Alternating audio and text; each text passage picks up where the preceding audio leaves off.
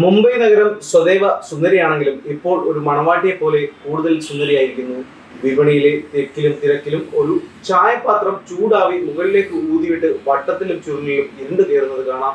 ഭേണ്ടി ബസാർ എന്ന ചെറിയ പ്രദേശത്ത് നിറയെ പച്ച നിറത്തിലുള്ള കൊടികൾ കാണുന്നുണ്ട്. പറഞ്ഞു വരുന്നത് മറ്റൊന്നുമല്ല, പാകിസ്ഥാൻ വിഭജന കാലത്തെ പറ്റിയാണ്. മുസ്ലിങ്ങളെല്ലാം അതീവ സന്തോഷത്തിലാണ്. കാരണം അവർക്ക് ഒരു രാജ്യം കിട്ടിയിരിക്കുന്നു. പാകിസ്ഥാൻ രൂപീകരിക്കപ്പെട്ട സന്തോഷത്തിൽ രാംപൂർ ദാദ ഭക്ഷണശാലയിൽ ആളുകളുടെ തിക്കും തിരക്കുമാണ്. ചായക്കപ്പുകൾ നിറയുകയും ഒഴുകുകയും ചെയ്യുന്ന സന്തോഷത്തിൽ പാസിംഗ് ഷോ സിഗരറ്റുകൾ എരിഞ്ഞു തീരുന്നു. മുംബൈയിൽ ഒരു മാസികയിൽ ചീഫ് എഡിറ്ററായി ജോലി ചെയ്തിരുന്ന സാദ് ഹസൻ മെൻഡോ എഴുതിയ കുറിപ്പാണ് ഇത്.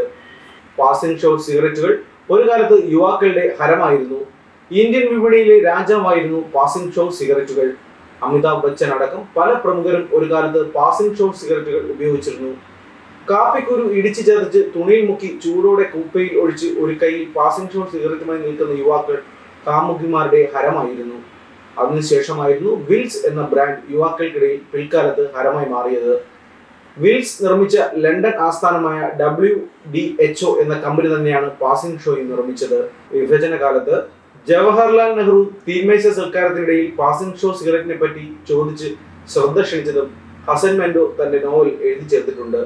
തടിച്ച് കൊമ്പൻ മീശയുള്ള സർദാർജി മുതൽ ഗുലാത്തി മറാത്തി സിംഗുകൾ വരെ പാസിംഗ് ഷോ സിഗരറ്റിന് അടിമകളായിരുന്നു.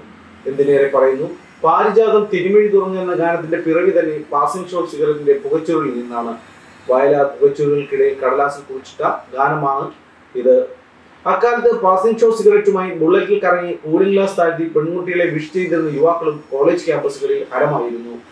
മൊത്തത്തിൽ ഒരു പാസിംഗ് ഷോ തരംഗം തന്നെയായിരുന്നു കോളേജ് ക്യാമ്പസിലെ ടീ സ്റ്റാളുകളിൽ. അതെ, ഇന്നും കാറിന്റെ ബോണറ്റിൽ കൈവച്ച് പാസിംഗ് ഷോ സിഗരറ്റ് വലിക്കുന്ന യുവാക്കൾ നമുക്കിടയിൽ ഏറെ സുപരിചിതരാണ്.